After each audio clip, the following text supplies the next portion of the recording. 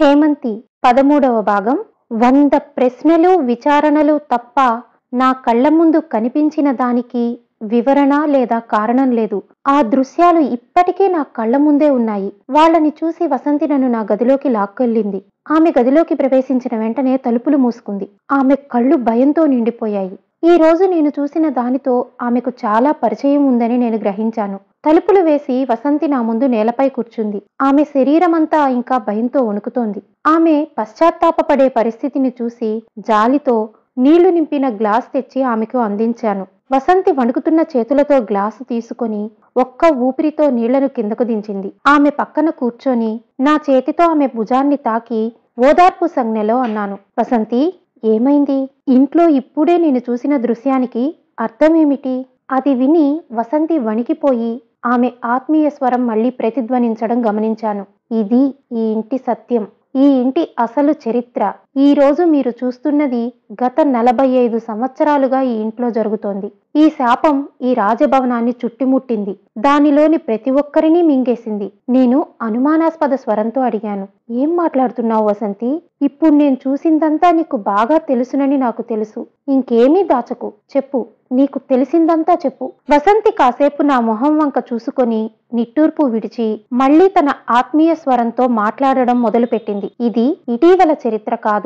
ఇది 45 సంవత్సరాల క్రితం ప్రారంభమైంది. ఆ సమయంలో మీ మామగారు, మా గౌరవనీయులైన జమీందార్ బాబు రాజేశ్వరరాయ్ చౌదరి ఈ ప్యాలెస్ దాని చుట్టుపక్కల 10-20 మైళ్ల ప్రాంతాన్ని కలిగి ఉన్నారు. అతని కీర్తి చాలా దూరం వ్యాపించింది. తన సామాజిక సేవ, విరాళాలు, న్యాయం మొదలైన వాటికి అతను బాగా ప్రాచుర్యం పొందాడు. అప్పట్లో ఈ ప్యాలెస్ ఈనాటిలా చీకటిగా ఉండేది కాదు. ఇది ఒకప్పుడు ప్రకాశించేది. ఎల్లప్పుడూ సేవకులు, పనిమనుషులు, అతిథులు మొదలైన వారితో నిండిపోయేది. కానీ దీపం కింద చీకటి ఉన్నట్టే చౌదరి కుటుంబం లోపల నుండి విధ్వంసం పుట్టింది. జమీందారు బాబు అతని భార్య యొక్క 16 సంవత్సరాల వైవాహిక జీవితంలో ఆనందం వారి తలుపులను చాలాసార్లు తట్టింది. కానీ ప్రతిసారి వారు దానిని కోల్పోయారు. చాలాసార్లు గర్భం దాల్చిన తర్వాత కూడా ఏదో తెలియని కారణాల వల్ల గర్భం దాల్చిన 5 నెలలకే జమీందార్ భార్య కడుపులో నుంచి గడ్డ బయటికి వచ్చేది. కాబట్టి వైభవం, సంపద, సమృద్ధి ఉన్నప్పటికీ జమీందారు దంపతులు సంతోషంగా లేరు. దంపతులు ప్రతి వైద్యుడు, హకీం మొదలైన వారిని సంప్రదించారు. కానీ ఫలించలేదు. పెద్ద మొత్తంలో డబ్బులు వెచ్చించినా వైద్యులు ఆశావహ నోరు మెదపలేదు. మానవ శక్తి ఎక్కడ ముగుస్తుందో అక్కడ భగవంతుని దయ మొదలవుతుందని సాధారణంగా చెబుతారు. వైద్య చికిత్సల వల్ల ఎలాంటి ప్రయోజనం లేకపోవడంతో జమీందారు బాబు, అతని భార్య దేవాలయాలను సందర్శించడం ప్రారంభించారు. సాధువులు, యోగులు, యాగాల మంటలు, పొగలతో ఇల్లు నిండిపోయింది. కానీ ఫలితం శూన్యం. జమీందారు భార్య గర్భవతి అయింది. ఆమె గర్భం దాల్చిన 10 నెలలు సాఫీగా గడిచిపోయాయి. కానీ 10 నెలల తర్వాత అప్పుడే పుట్టిన బిడ్డ ఏడుపుకి బదులు తల్లి రోదన వినిపించింది. ఎందుకంటే ఆమె చనిపోయిన కొడుకుకు జన్మనిచ్చింది.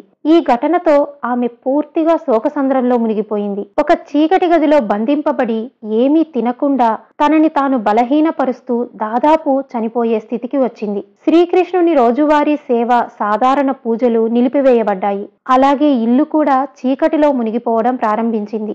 జమీందారు బాబు ఒక్కడే ఏడవలేకపోయాడు. కానీ అతను లోపల నుండి చనిపోయాడు. పదే పదే కోరినప్పటికీ అతని భార్య రెండో పెళ్లికి ఒప్పించలేకపోయింది. జమీందారు బాబు తన భార్యను నిజంగా ప్రేమించాడు కాబట్టి అతను తన జీవితంలో ఒక బిడ్డ కోసం రెండవ స్త్రీని అనుమతించలేదు. జమీందారు భార్య తన భర్త ప్రేమకు ప్రతిఫలంగా పిల్లల ముఖం కూడా చూపించలేక రోజురోజుకు నిరాశలో మునిగిపోయింది. ఆ సమయంలో జమీందారు బాబు ఒక్కగానొక్క అక్క నయనతార ఇంట్లోకి అడుగుపెట్టింది. ఆమె 7 ఏళ్ల వయసులో వితంతువు అయింది. ఆ తర్వాత మామగారింట్లోనే రోజులు గడిపింది. ఆమె తండ్రి సోదరుడు ఆమెను తన తల్లిదండ్రుల ఇంటికి తీసుకురావాలని కోరినప్పటికీ ఆమె వారి మాట వినలేదు. కాలం గడిచే కొద్దీ ఆమె పెరిగి యవ్వనంలోకి అడుగుపెట్టింది.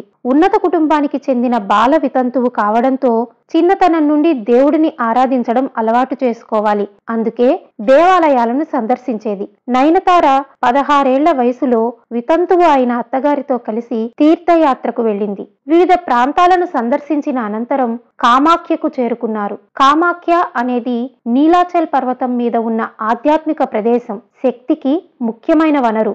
వివిధ ప్రాంతాల నుండి యోగులు, అఘోరీ సాధువులు అక్కడ గుమిగూడి కామాఖ్యాదేవిని పూజిస్తారు.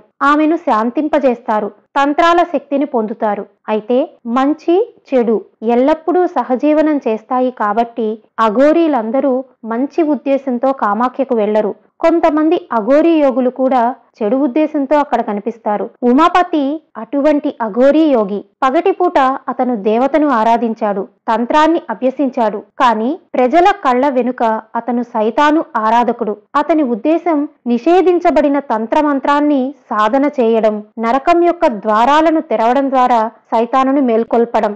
దీర్ఘకాల తపస్సు, పూజల ఫలితంగా అతను నిషేధించబడిన తంత్రం యొక్క అనేక రహస్య మార్గాల జాడలను పొందాడు. కానీ అతని లక్ష్యాన్ని చేరుకోవడానికి అతనికి కొన్ని ప్రత్యేక లక్షణాలతో తగిన నక్షత్రం నుండి ఉద్భవించిన 16 ఏళ్ల మహిళ అవసరం. ఒకరోజు ఉదయం నయనతార తన అత్తగారితో కలిసి బ్రహ్మపుత్ర పవిత్ర జలాల్లో స్నానానికి వెళ్లినప్పుడు అఘోరీ ఉమాపతి ఆమెను గమనించాడు. 16 ఏళ్ల నయనతార సరిగ్గా అతనికి అవసరమైన మహిళ కాబట్టి దీర్ఘకాల తంత్ర అభ్యాసకుడి అనుభవజ్ఞుడైన కళ్ళు అది అర్థం చేసుకున్నాయి. ఆ తర్వాత తక్కువ సమయంలోనే ఉమాపతి నయనతారను మలచాడు. మరోవైపు 16 సంవత్సరాల వయసులో బాల వితంతువు తన జీవితంలో మొదటిసారిగా ఒక పురుషుడి సాంగత్యాన్ని పొందడానికి తన హద్దులు మర్చిపోయింది. ఒక రాత్రి ఆమె అఘోరీ ఉమాపతితో కలిసి తన ఇంటి నుండి బయలుదేరింది. ఆ తర్వాత చాలా కాలం వరకు ఆమె గురించి ఎవరికీ సమాచారం లేదు. నయనతార 16 ఏళ్ల తర్వాత తిరిగి వచ్చినప్పుడు ఆమె ఇకపై కేవలం ఒక మహిళ కాదు, అప్పటికే ఆమె నిషేధించబడిన తంత్రాలలో ప్రవీణురాలైంది. అఘోరీ ఉమాపతి కొన్ని సంవత్సరాల క్రితం మరణించినప్పటికీ చనిపోయే ముందు నయనతారకు తనకు తెలిసినవన్నీ నేర్పించాడు. ఆమెను తంత్రం, మంత్రం, అఘోరీ జ్ఞాన రహస్యాలలో నిపుణురాలిగా చేశాడు. అదే సమయంలో నయనతారలో తన తీరని కోరికకు బీజం పడింది. ఆ భయంకరమైన కోరికను తీర్చుకోవడానికి నయనతార తన స్వస్థలంలో కనిపించింది. జమీందారు భార్య పిల్లల ముఖాన్ని చూడాలనుకునే ఆలోచనను కోల్పోయినప్పుడు నయనతార మాత్రమే ఆమెకు ఆశల వెలుగును చూపించింది. కానీ పరిణామాలు ఎంత భయంకరంగా ఉంటాయో జమీందారు భార్యకి తెలుసుంటే ఆమె ఈ మార్గాన్ని ఎన్నుకునేది కాదు. హేమంతి 13వ భాగం సమాప్తం.